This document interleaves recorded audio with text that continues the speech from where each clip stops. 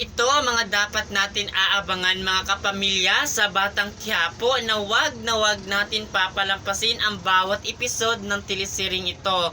So ngayon talaga, nakakulong itong si Tanggol ngo dahil sa sala na hindi naman siya ang may gawa dito kay Ruda. Kaya naman ngayon ay pagbabayaran talaga ni Tanggol ang kasan talaga na hindi siya ang may gawa, pero talagang gagawin talaga niya lahat para magbago talaga doon sa kulungan at makakalaya kaya siya.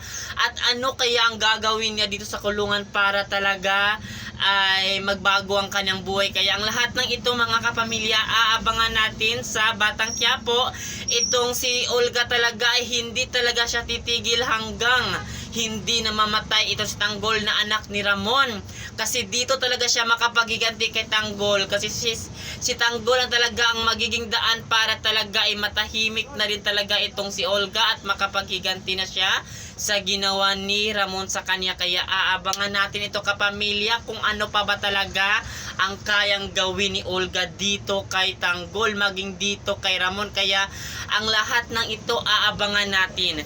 Kung mabubuking nga talaga itong si Olga at si David na talagang nagpapanggap ito si David na anak ni Ramon para kung mamatay itong si Ramon, si David talaga ang magmamana dito. Pero alam talaga ni Mukang ang pagkatao ni David kung magkukrus ang landas talaga ni David at mukhang doon mabubuking itong si David na talagang nagpapanggap lang ito na anak ni Ramon para makapanluko. Kaya aabangan natin ito lahat mga kapamilya sa Batang Quiapo na kinaaadikan natin panoorin.